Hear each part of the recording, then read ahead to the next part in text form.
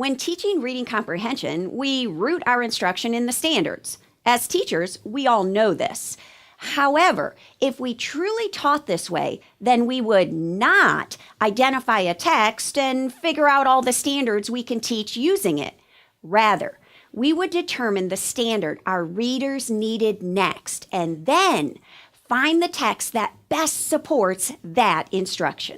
In order to truly do this, we must know those standards cold. Now, I acknowledge that the standards are cumbersome. I mean, it's dozens of pages with codes and numbers and abbreviations and charts. It's a lot to look at. It's a lot to learn. It's a lot to master.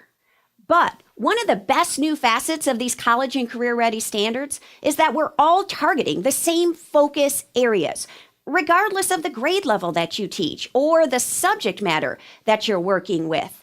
These are referred to as the Reading Anchor Standards. And whether you're using the Common Core or your state adopted a revised version, these anchor standards are pretty much the same across the nation.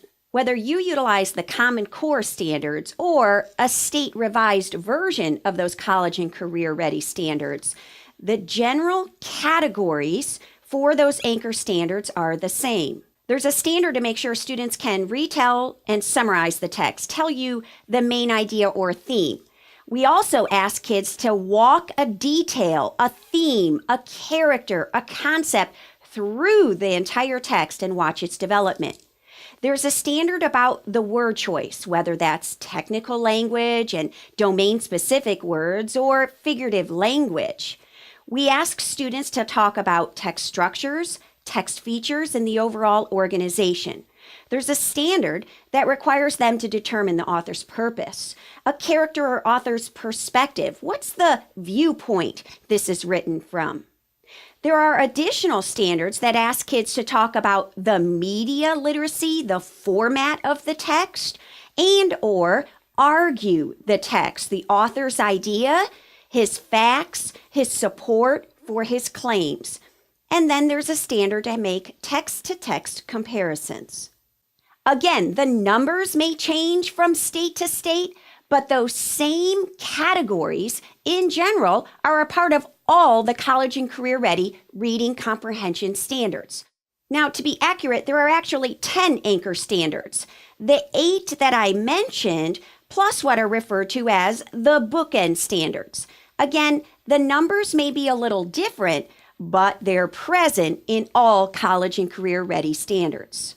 These simply reference that students can make an inference in any of those 8 ways, supplying evidence to support their conclusion.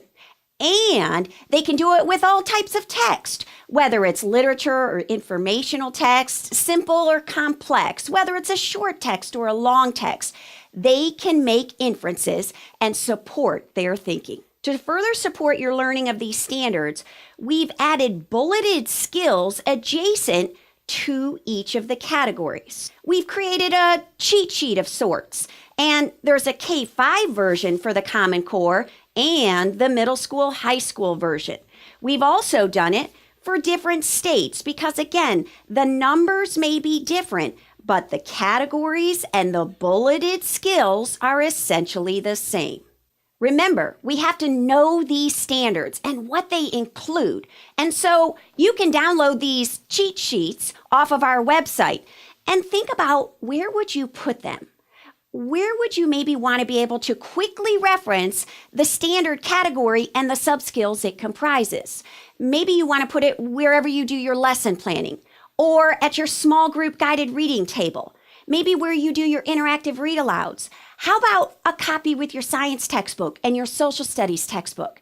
We need to reference these standards in our instruction. Print off multiple copies, maybe on cardstock and or laminate them. Hang them off your lanyard if you need to. But it's all about instruction rooted in standards, not choose a text and then figure out what standard you can use.